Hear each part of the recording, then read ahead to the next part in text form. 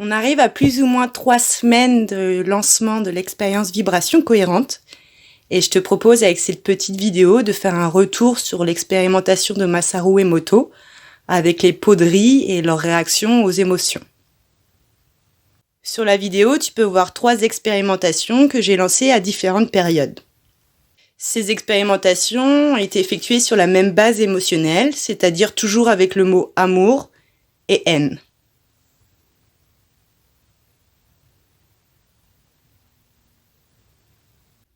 Les 2 pots en premier plan, c'est la première expérimentation que j'ai lancée. Précisément, je l'ai lancée le 18 septembre, au cours de ma première expérience vibration cohérente avec 4 autres cobayes proches de mon lieu de formation.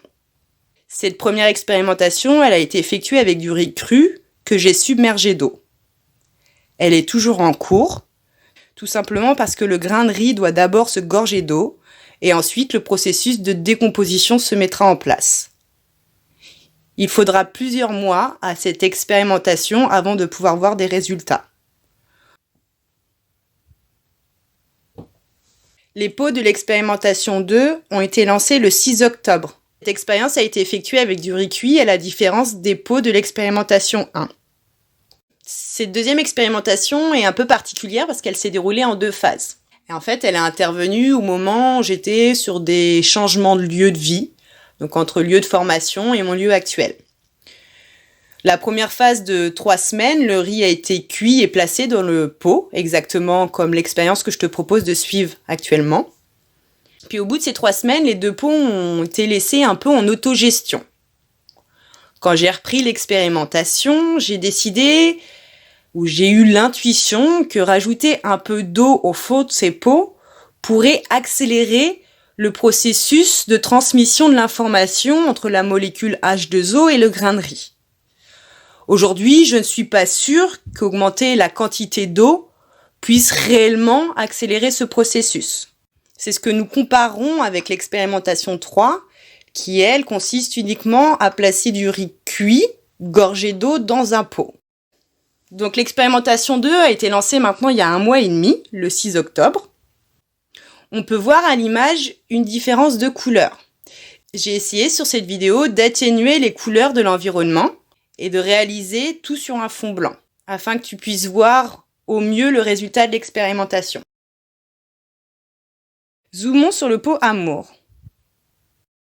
Donc là, on voit que le riz s'est bien gorgé d'eau, que la couleur est plutôt blanche, homogène, avec de légères taches orange qui montrent bien que le processus de décomposition s'est mis en place.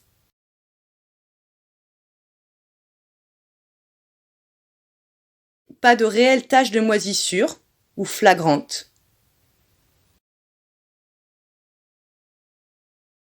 Zoomons sur le pot N de l'expérimentation 2.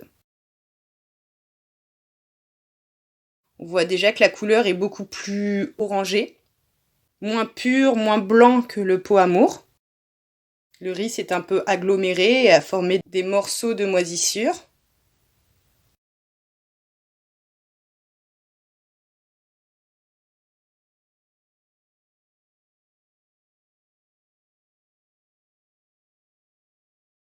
Étant donné que cette vidéo n'est pas faite à la lumière naturelle, il est difficile de réellement te montrer les couleurs qui se dégagent de chaque pot.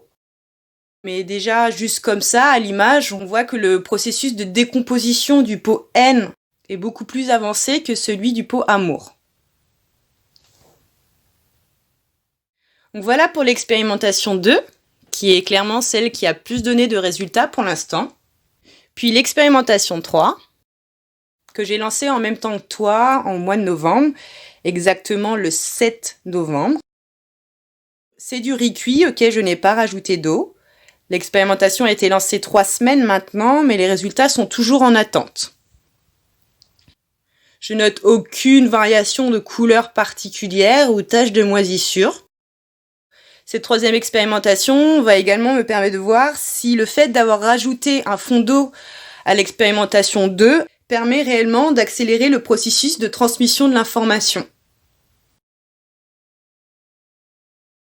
Il est possible de refaire cette expérimentation donc plusieurs fois, avec du riz cuit, avec du riz cru, en ajoutant de l'eau ou non.